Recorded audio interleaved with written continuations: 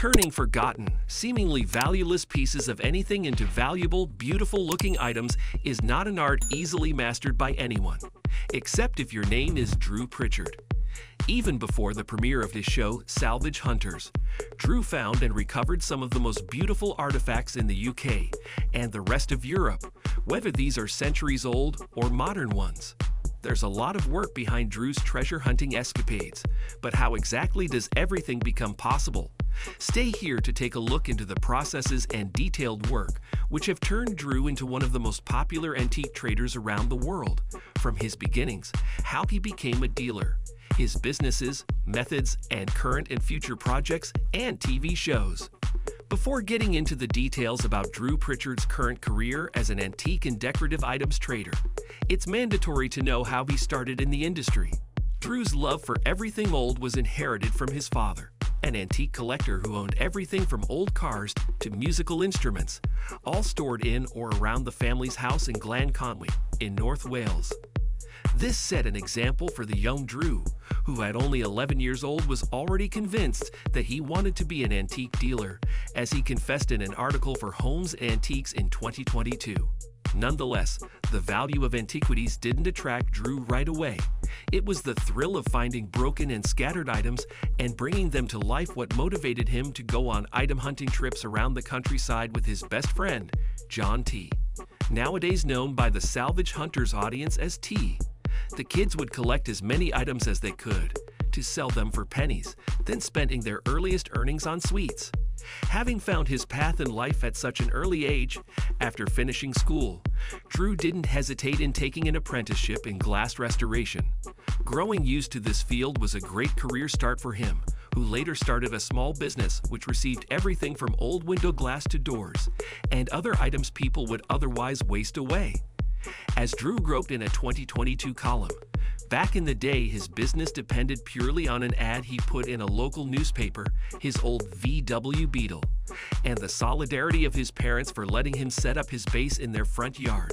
His knowledge of glass restoration helped Drew in identifying the good items brought to his shop, making a living out of it by selling them for around £4 to a trader.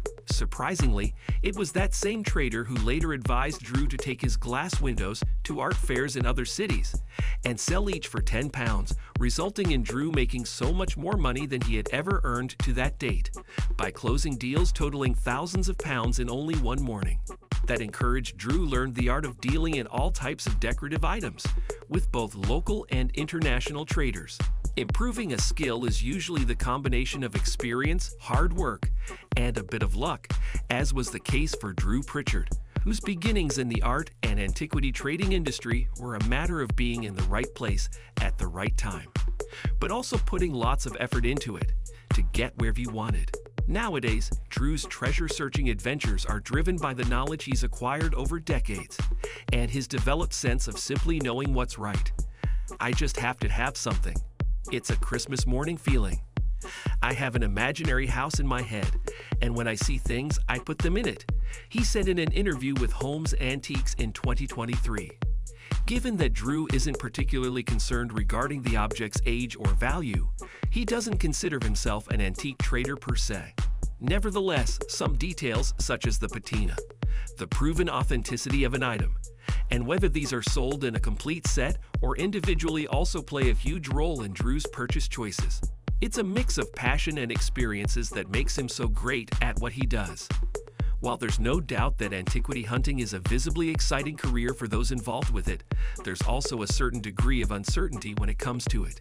Drew's early years in the business were spent sleeping in his van, after traveling for hours or even days, just to be the first one to enter an antiquity fair or visit a private collection. Though the effort was always compensated by the amazing feeling of finding something that no one else could, it was also enduring at times, leading Drew to refrain from putting his safety at risk 13 years into the business. I'd only stopped when at 36 years old. I woke one morning to find that a leak in the van roof had frozen on my head in a solid ice drip, he recalled in a 2022 article, explaining the reason he stopped sleeping in his van. Though nowadays Drew takes his job more slowly and so with more care, that doesn't stop him from going to great lengths in his job. Some of his wildest treasure hunting adventures include a days-long boat trip to buy a couple of lamps, which left him stranded on an unknown island, or unearthing a rare Volkswagen pickup truck from his friend's backyard. All in all, no one can say Drew's job is easy, but it's also almost always visibly entertaining. Though Salvage Hunters audiences are used to seeing Drew going anywhere he needs to find furniture, glasses, or antique rugs, he's deeply interested in a wide variety of other items. One of Drew's biggest passions is cars, to the point where he started a second business around it. Founded in 1987, TP Classics is an automotive dealership centered on classic or exotic vehicles, which takes Drew's hobby of turning so-called junk into functional and valuable everyday items to another level. Drew now owns an extensive classic car collection, his favorites being 1950s and 60s Volkswagens. His passion comes from his childhood in North Wales, when he was driven around by his parents in barely functional cars, and started shaping into something else by the time he bought his first car at 15 years old. So far, he's bought around 100 cars, some of which he regrets subsequently ever selling. Another one of Drew's biggest loves is industrial design, a field he grew to admire from the day he was an intern in a glass window restoration shop. Some of Drew's biggest influences are Bauhaus designer Christian Dell and English furniture and lighting pieces from the Industrial Revolution and early 20th century, which he restores and sells to interior designers. Drew's passion for cars and design is deeply explored in Salvage Hunters spin-offs, Classic Cars, and Design Classics. Drew Pritchard's debut on TV was the result of an accidental event. In 2010, Drew was casually reading the Antiques Trade Gazette when came upon an advertisement which immediately caught his attention. As he recalled in a 2017 interview with Telegraph UK, the ad posted by a local production company stated that they were looking for a van-owning man who wanders around the country to demolition sites. Knowing right away that he was the man they were looking for, Drew contacted the company, and a year later his show Salvage Hunters had a premiere date set and was ready to film.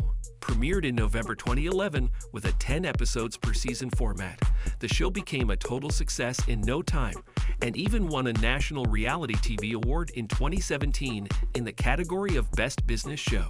So far, Salvage Hunters has premiered 17 seasons on Discovery UK and internationally, and spawned several spin-off series such as The Restorers, Bite Size, and Best Buys.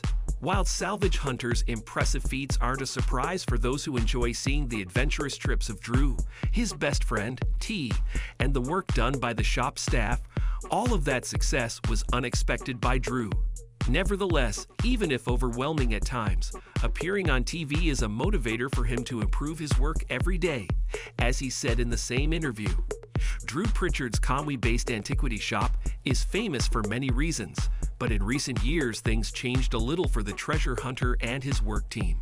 As Drew announced on the business's social media in May 2022, he shut down his old showroom to move to new pastures, but no new location was ever actually announced, and all sales have remained online since then. Drew's business move doesn't seem to have affected the show negatively, as seen during the 17th season released in 2023. Home and Antiquity also reported in 2023 that Drew had sold the Conway home he bought in 1995 and renovated by himself, but whether he'll be moving out of town or is planning on staying is unclear. While the reason behind these changes in Drew's life is unknown, he's been working non-stop on other projects. In early 2022, he launched an English Regency-inspired furniture line with the brand Barker & Stonehouse, on top of releasing his book, How Not to Be an Antiques Dealer, in 2023. All in all, it's great to see how Drew Pritchard passed from being a kid fascinated with fixing up old items to becoming a renowned person in the antiquity business worldwide, along with overcoming all the difficulties and challenges that the job demanded from him. Regardless of where these new pastures take Drew in the future, it's great to see how he's leaving such an important mark in his field. Thank you for spending some time with us. Make sure to like and subscribe so you never miss another video. We also handpick these videos, which we recommend you watch next. You can talk to us on all social medias or ask a question in the comments below. Thank you for being with us, and we'll see you back tomorrow.